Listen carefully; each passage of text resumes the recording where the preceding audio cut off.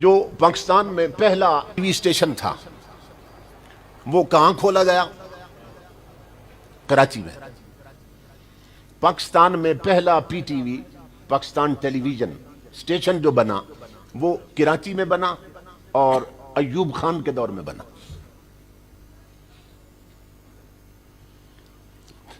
اس کا جو پروڈیوسر تھا، جو بڑا آفیسر تھا،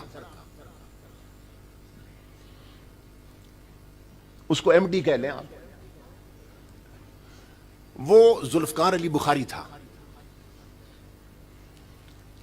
تو جنہوں نے اس کے ساتھ مل کر اس پورے اسٹیشن کو چلانا تھا، اس نے ان تمام لوگوں کو اکٹھا کیا۔ ان میں پروفیسر شمیم احمد بھی تھے۔ اب یہ پوری ہسٹری جو ہے یہ پروفیسر شمیم احمد نے بیان کی ہے، بعد میں جب غفلت کی پٹی اتری آنکھوں سے۔ اس وقت بھی ان کی رگے دینی وہاں پھڑکی تھی۔ جب وہ ان کا ایم ڈی انہیں خطاب کر رہا تھا، اس نے ایک کانفرنس کال کی اور پورے ساتھیوں کو اکٹھا، جو کرو تھا پورا ان کا، اس کو اکٹھا کیا اس نے۔ یہ پوری ریٹن میرے پاس ثبوت موجود تھا۔ اس ذوالفقار علی بخاری نے کہا، اس نے کہا یہ ملک ہے کلمے کے نام پہ بنا، اکثریت مسلمانوں کی ہے، سب مسلمان ہیں، اور ان کے اندر دین کی غیرت بھی ہے، حمیت بھی ہے۔ ان کی بہو بیٹیاں پردہ کرتی ہیں، وہ گھر میں بھی دوپٹوں کے اندر چھپی رہتی ہیں۔ تو ہم اگر ڈائریکٹ انہیں کہہ دینا، اب وہ انہیں خطاب کر رہا ہے جس عملے نے آگے کام کرنا تھا، اگر ڈائریکٹ انہیں کہہ دیں کہ یہ پردہ اور یہ سب آکورڈ ہے، یہ بیکورڈ لوگوں کا کام ہے، یہ پسماندہ قومیں ہیں جو اس طرح کے لباس پہنتی اور پردہ کرتی، تو دنیا بڑی فارورڈ ہو گئی ہے، جو سویلائزڈ قومیں ہیں، جو کلچرڈ ہیں، جو تہذیب یافتہ یعنی یورپ کی قومیں، تو ہمیں ان کی کاپی کرنا چاہیے اگر ہم نے ترقی کرنی ہے۔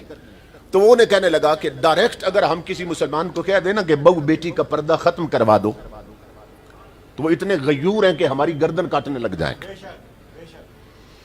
اس نے کہا کہ اب ٹی وی اسٹیشن کے ذریعے، یہ جو ٹی وی کھولا ہم نے، اس کے ذریعے ہم مسلمانوں کے گھروں کے اندر گھس جائیں گے، ٹی وی کے ذریعے۔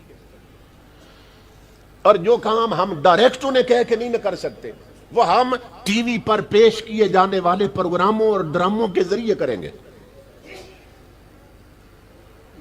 ہم ایسے ڈرامے دکھائیں گے۔ اب ڈرامے میں آپ جانتے ہیں دو قسم کے کریکٹر ہوتے ہیں، پازیٹیو اور نیگیٹو۔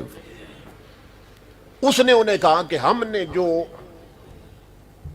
مثبت کردار ہے نا، وہ دکھائیں گے کلین شیو، پینٹ شرٹ میں ٹائی لگی ہوگی، اور ان ڈراموں کے اندر جو ڈاکے ماریں گے، جو سائیڈ ہیرو کا کام کریں گے، جو نیگیٹو کریکٹر ہوں گے، انہیں ہم مولویوں والا لباس اور حلیہ بنا دیں گے، پہنائیں گے، ان کے سر پہ پگڑیاں بدوا دیں گے، انہیں داڑیاں رکھوائیں گے، انہیں جس طرح دینداروں کا لباس ہوتا ہے، ڈاکوؤں کا لباس وہ رکھیں گے ہم فلموں اور ڈراموں کے اندر۔ اور جو اچھا کردار ہے وہ دیں گے انہیں جو کلین شیو ہوں گے، جو انگریزوں کے لباس میں ہوں گے، تاکہ جو نئی نسل پروان چڑھے گی نا یہ ڈرامے دیکھ دیکھ کر، وہ سمجھے کہ یہ داڑیوں اور پگڑیوں والے یہ تو ڈاکو اور چور ہوتے ہیں، اور نیک طور طریقوں والے یہ ہوتے ہیں جن کی نہ داڑھی نہ مونچھ اور کلین شیپ اور پینٹ شرٹ پہننے والے۔ یہ پوری ہسٹری میرے پاس محفوظ ہے۔ یہ پہلا خطاب ہو رہا ہے ٹی وی اسٹیشن چلانا کیسے ہے۔ اس نے کہا پھر ہم ان ڈراموں میں بچیوں کو آزاد دکھائیں گے تو خربوزے کو دیکھ کر پھر خزبورہ رنگ پکڑے گا۔ یہ گھروں میں بیٹیوں کے دوپٹے ویسے نہیں اترے، اس کی بنیاد کراچی میں رکھی گئی تھی۔ اور پھر جو میں بات سمجھانا چاہتا ہوں، یہ انفارمیشن اور نالج میں کیا فرق ہے۔ پھر اس نے کہا اپنے جو کام کرنے والے تھے، اس نے کہا تم میں سے میں 200 روپیہ تنخواہ میں اسے زیادہ دوں گا کہ جو تھوڑی سی عربی سیکھے گا، عربی زبان۔ یہ نکتہ قابل توجہ ہے۔ تھوڑی سی عربی زبان سیکھے گا تو ہم اسلامی پروگراموں میں نا اسے اسلامک سکالر بنا کے بٹھائیں گے اور پیش کریں گے. تھوڑی سی عربی اس نے سیکھی ہوگی, کچھ آیتیں یاد کر لے گا, تو وہ جب عربی کے لفظ بولے گا, آیت پڑھے گا, کوئی حدیث عربی میں پڑھ دے گا, سننے والے کہیں گے یہ تو بہت بڑا اسلامی سکالر. اور اس کے ساتھ ہم بے پردہ لڑکیاں بٹھا دیں گے, ناچنے والیاں اس کے ساتھ بٹھا دیں گے. وہ اسلامی پروگرام بھی چلائے گا اور ناچنے والے پروگراموں میں بھی وہ بیٹھا ہوگا. تو نئی نسل کو یہ پیغام جائے گا کہ اسلام میں تو ان چیزوں کی اجازت, سختی کوئی نہیں. جب اتنا بڑا اسلامی سکالر بیٹھا ہے اور سب کچھ دیکھ رہا ہے, اس کا مطلب یہ سب ٹھیک ہے. ہم لبرٹی کو لائیں گے, اس کی زبان سے کہلوائیں گے پردہ عورت کے چہرے کا ضروری نہیں ہے. یہ تب سے ہمارے ملک میں یہ کھیل اب تک کھیلا جا رہا ہے, اور ہار آنے والے بے غیرت حکمران نے اس بے حیائی کو بڑھانے میں اپنا حصہ ڈالا ہے. اسے کم نہیں کیا انہوں نے. قوم کے حکمران قوم کی بیٹیوں کے باپ کی جگہ پہ ہوتے ہیں. امام الانبیاء کے غلاموں, اسی حکومت نے جب یہ اعلان کیا کہ 500 روپیہ جرمانہ کیا جائے گا جو موٹر سائیکل چلاتے ہوئے ہیلمٹ نہیں پہنیں گے, اور پیٹرول سٹیشنوں پہ انہیں پیٹرول بھی نہیں دیا جاتا تھا جس کے سر پہ ہیلمٹ نہیں ہوتا تھا, صرف 500 جرمانے کے دھمکی پر ہیلمٹ سروں پہ آیا کہ نہیں آیا. اگر کوئی دیندار حکمران ہوتا جس نے محمد عربی کا دین پڑھا ہوتا, جس کے اندر مسلمان بیٹیوں کے لیے شرم حیا اور غیرت ہوتی, تو اگر اس کے آرڈر پر مردوں کے سروں پر ہیلمٹ آ سکتے ہیں تو بیٹیوں کے ننگے سروں پر دوپٹے بھی آ سکتے تھے. پاکستان کا مطلب کیا؟ لا الہ الا اللہ. پاکستان کا مطلب کیا؟ لا الہ الا اللہ. پاکستان کا مطلب کیا؟ لا الہ الا اللہ. مگر ہر آنے والے نے اس بے غیرتی میں حصہ ڈالا. کیوں؟ کہ ان کی تعلیم و تربیت ہی انگریزوں کے ماحول میں ہوئی تھی.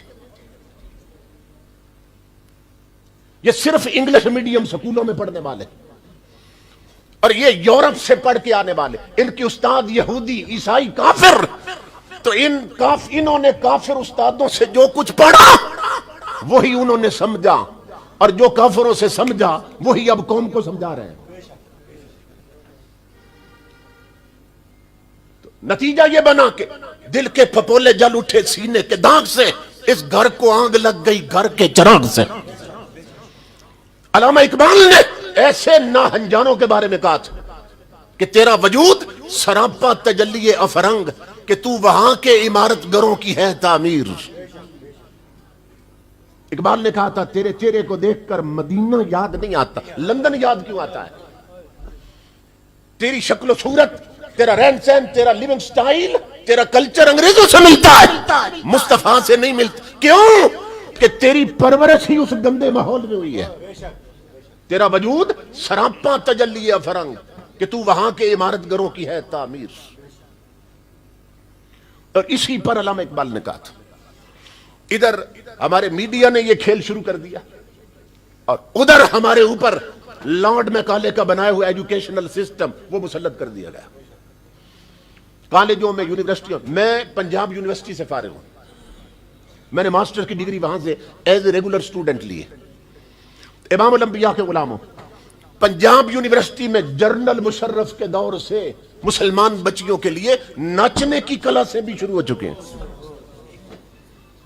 یہ پنجاب یونیورسٹی بر اعظم ایشیا کی سب سے بڑی یونیورسٹی ہے. یہ بر اعظم ایشیا کی سب سے بڑی یونیورسٹی پنجاب یونیورسٹی لاہور. وہاں مسلمان بچیوں کے لیے ایک جرنل نے ناچنے کی کلا سے شروع کر دی. اس بے حیا اور بے غیرت سے کوئی پوچھنے والا نہ تھا کہ کیا یونیورسٹیاں اور کلیات مسلمانوں کے ملکوں میں اس لیے بنائے جاتے ہیں کہ بیٹیوں کو ناچنا سکھایا جائے, یا فاطمہ زہرا کی کنیزیں بنائی جائیں, عائشہ صدیقہ کی لونڈیاں بنائی جائیں. اس ملک کے حکمرانوں نے اس ملک کو برباد کر کے رکھ دیا. آج ہماری اسلامک آئیڈینٹی خطرے میں, ہمارا تشخص خطرے میں.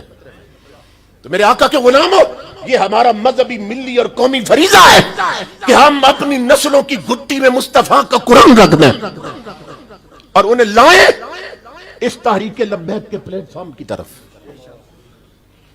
یہ ذہن میں رکھیں. اگر چاہتے ہیں کہ کل قیامت کے دن حضور کے قافلے میں شریک ہو سکے تو پھر اس قافلے میں ہمیں شامل ہونا ہوگا اور ایسے شامل ہو جائیں کہ نہ کوئی خوف تمہیں جدا کر سکے اور دنیا کا نہ کوئی لالچ تمہیں جدا کر سکے.